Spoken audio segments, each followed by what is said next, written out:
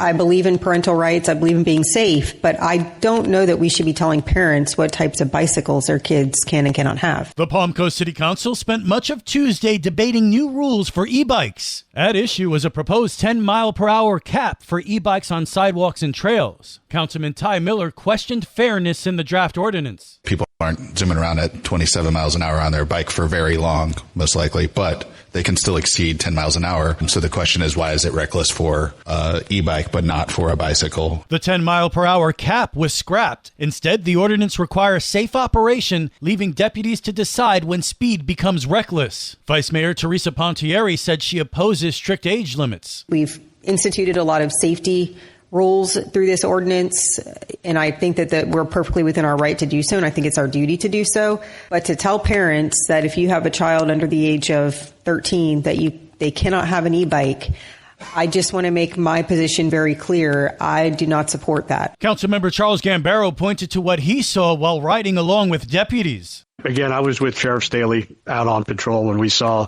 a ton of these infractions and the reckless driving that occurred. I think this has to be addressed. Mayor Mike Norris suggested looking to manufacturers for guidance. Maybe we can check the manufacturer's suggested ages.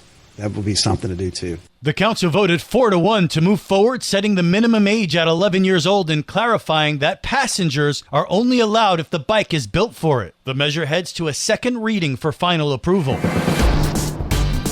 Good morning, Flagler County. I'm Rich Carroll. You're listening to Flagler's Morning News on Wednesday, September 17th. A police chase that began in St. Johns County ended in tragedy in Flagler yesterday. Deputies say 3 suspects in a gray Chevrolet Suburban fled into Palm Coast after being linked to vehicle burglaries. Around 12:30 in the afternoon, deputies spotted the SUV speeding down I-95. Stop 6 failed because the vehicle had anti-deflating tires, and the chase continued onto US 1. The suspects weaved through traffic, sideswiped a deputy's car, then crashed head-on into another driver at the I-95 exit ramp. The suspects ran but were quickly caught. The innocent motorist was airlifted in critical condition and later died. The Florida Highway Patrol is leading the crash investigation. In other Flagler County crime news, 3 Suwannee County teens are facing charges in Flagler after a string of vehicle burglaries on the county's west side. Deputies say Lucas Reboletto, Dwayne Ryan, and Angel Jarmillo Hernandez stole wallets, purses, a phone, and 5 firearms from unlocked cars in late August. Flagler County Sheriff Rick Staley. This is also a reminder that no matter where you live, frankly anywhere in America, you need to always do your part to prevent crime by locking car doors and securing your valuables, including your guns.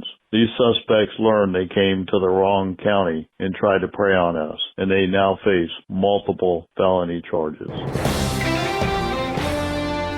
This local news is a service of Flagler County's Toyota dealer, Beaver Toyota in St. Augustine, conveniently located right off I-95 at exit 311. Darryl Strawberry's manager, John Lupo, has a ministry now. And he's coming to Palm Coast. Liz Ryan explains why. Pastor Charles Solano is director of Grace Community Food Pantry and as director of Open Door Recovery as well. He's no stranger to addiction. He told David Ayers during Free for All Friday here on WNZF, they'll do a deep dive into the topic October 12th at the Ocean Ballroom at Hammock Beach Resort. Special guest speaker at the symposium will be John Lupo. Pastor Solano tells us a little bit about Lupo's rise to the top, fall to rock bottom, and then rising from the ashes like a phoenix. He used to have a $50 million business on Wall Street, lost everything due to addiction. It was Darryl Strawberry that pulled him out of it, and so he became his manager, and he can tell you a lot about what his life was like due to addiction. There'll be testimony from people who have struggled with addiction and overcome it, and also family members who have watched a loved one struggle with addiction and how it affects them.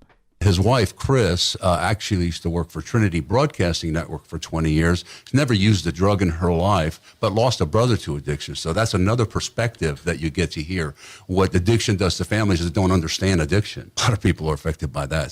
Lupo says this gala will be informative and enjoyable, too. We're looking forward to a great time. He's very engaging, very straightforward, very funny guy. You can find out more about the Open Door Reentry and Recovery Program in Flagler County, as well as the October 12th Gala at the Hammock Beach Resort at opendoorrecovery.org. From the WNZF Newsroom, I'm Liz Ryan. And now you're up to date on Flagler's Morning News. I'm Rich Carroll.